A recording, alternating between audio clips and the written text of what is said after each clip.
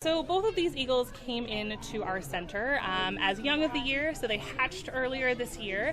At the point they came into us, they would have still been completely dependent on their parents for food, so they wouldn't really have been flying yet, they wouldn't have been hunting yet, and in both instances, there weren't necessarily parents around taking care of them. Who knows why? In one instance, likely a nest destruction event occurred. We try to re-nest patients where we can, but there was no nest in this case to put them back in.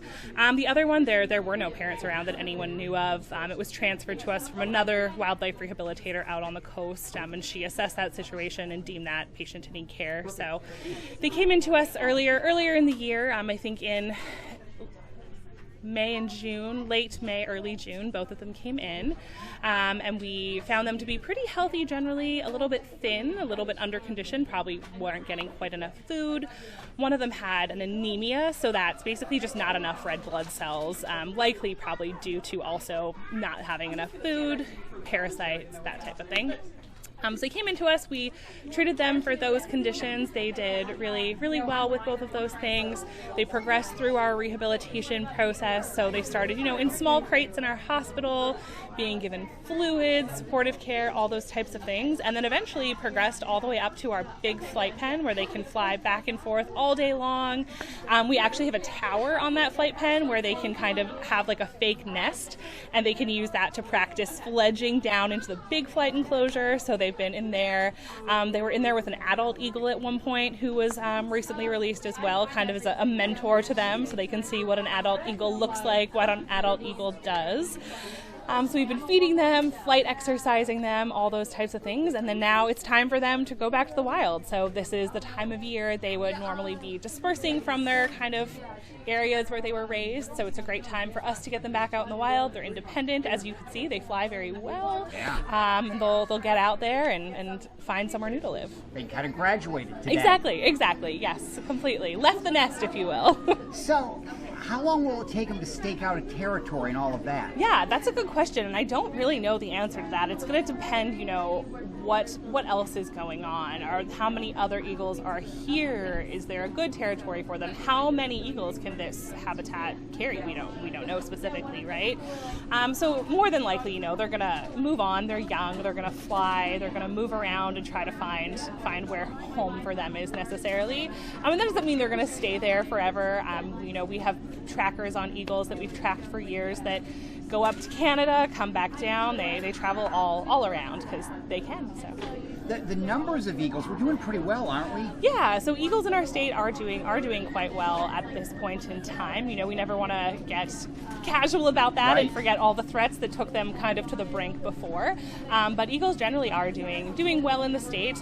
They are, however, still facing a lot of serious threats. So a big one that we see in our eagles is lead intoxication. That is the number one reason we see eagles at the Wildlife Center. And that's eagles who are eating lead shot that they find in potentially prey items or discarded hunter carcasses in the wild. And that is super common, unfortunately, and a huge threat to eagles in our state right now. The Wildlife Center, you're a treasure, a jewel for Virginia. Oh, thank you. Talk about what you do. Yeah, so we are a nonprofit teaching hospital. We see about 3,700 patients from Virginia each year. So we take patients that are just wildlife, that are injured and orphaned from all over the state, and we try our very best to get them back to 100% so they can be returned to the wild to live their normal wild lives. We are a fully staffed, full-service veterinary hospital, so all the things that your vet has when you take your cat and dog in there, we have all those things as well. So we are constantly, doing diagnostics and surgeries and medicine on these wild patients with the goal of getting them back out to the wild. And then another big portion of our mission is teaching. So we have students come from all over the world, quite honestly, to train with us in wildlife rehabilitation, wildlife medicine, wildlife surgery, to learn about what we do and how they could, take the skills they learned with us back to where they came from. eagle releases, things like this. This is, I'm sure, one of the really fun parts of the job. Yes, definitely releases is, it's the goal we work so hard towards. And for every patient you see go back out to the wild, there are, ones that don't make it certainly along the way due to injury or illness being too severe. And certainly that can be sad, but having a moment like this when your patients go back to the wild certainly makes it all worthwhile. Will you miss having them around? Nope, absolutely not. No, we have many other hungry mouths to feed, many other patients waiting to move into their enclosures to practice their flight training and get ready to go back to the wild as well. So I always say I hope to never see them again because that means I've done my job right. You've got a great Facebook page, and if people want to follow along, I mean, you have some great content, and there are great ways people can get involved. I know as volunteers or a number of things. Yeah, so we have a ton of opportunities for people all over Virginia and the world, really. Content-wise, our Facebook, our Instagram, we have a TikTok now that's very fun.